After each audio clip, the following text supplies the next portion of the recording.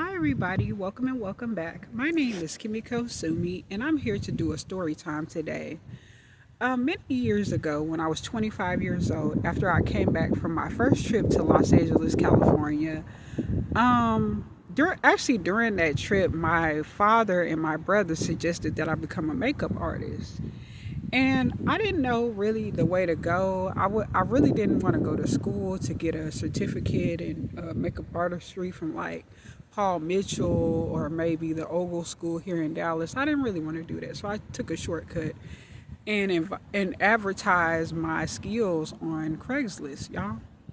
So basically, I had a reasonable amount of people who contacted me, and so I did answer one, and this person contacted me.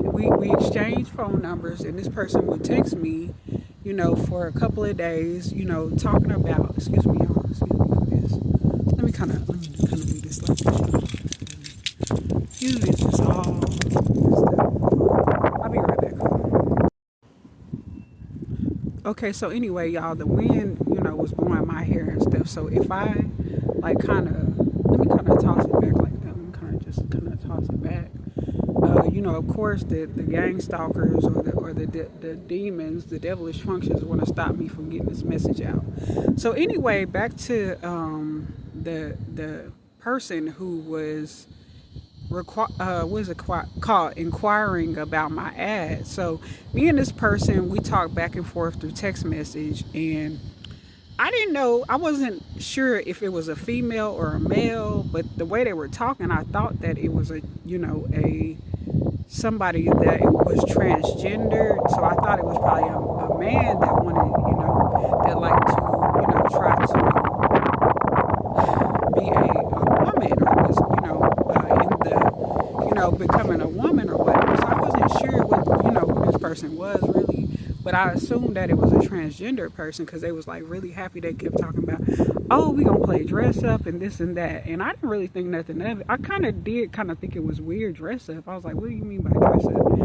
But I was like, okay. And it didn't make sense because usually transgender people and kind of the LGBTQ, they usually know how to do their makeup. They usually are very good with applying makeup. Most like Sam Fine with Oprah and different people like that. So I was like, why would they need me to do their makeup? It just didn't make sense. So I just kept texting back and forth for a couple of days. And me and this person just kept talking, and the person just kept, getting really excited about playing dress up and getting makeup and stuff done. So it came the day where we met up, and I was wrong for this. I invited this person to my apartment.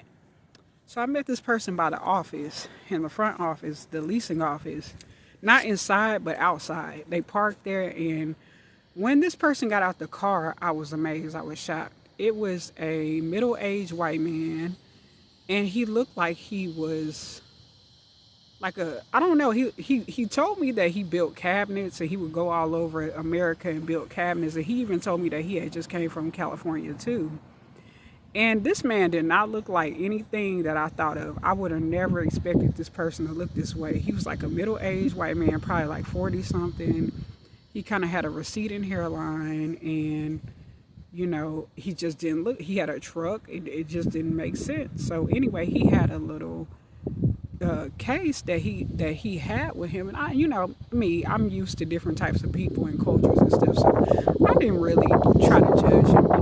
I'm used to accepting people of all walks of life, being that I'm a practitioner of Nichiren Buddhism, and I'm a part of a World Peace Organization called the SGI. So anyway, y'all, so we went back to my apartment, and so we got in my room where I had my makeup setup. I had my vanity and whatnot that I was really proud of, that I had made myself, my own homemade vanity. And he sat there in my chair, and I put on his makeup and stuff, and I thought it was weird. I was like, okay. Then he went in his suitcase and got a wig and put it on, and then he started getting undressed and put his dress on. And y'all, tell me why this guy sat on my bed, and he exposed himself, and then he had the nerve to try to get me to touch his private parts. And of course I said no. And he got very ashamed. I remember he got extremely ashamed, and he, basically wanted to leave or whatever. And I was very happy. I was very relieved because he spent about 2 or 3 hours there, and I wasn't sure if I was going to ever be able to leave that apartment. I didn't know. I was like, damn, I made the wrong decision. He did give me the money, but after he left, I blocked him. And I actually told this story before, mind you. I forgot to mention this, that I told this story before on here. And this same guy came on my Facebook page, I believe, and he actually liked my post. When I clicked on his picture, do you know this person had a cover photo of his middle finger sticking out? Like, this dude is weird. Now, I don't know what y'all think of this. Let me know in the comment section, but this is a story time. I thought it was weird, kind of funny, but it was just very weird. This man had a small micro penis and it was scary. Okay, that's all I'm going to say anyway.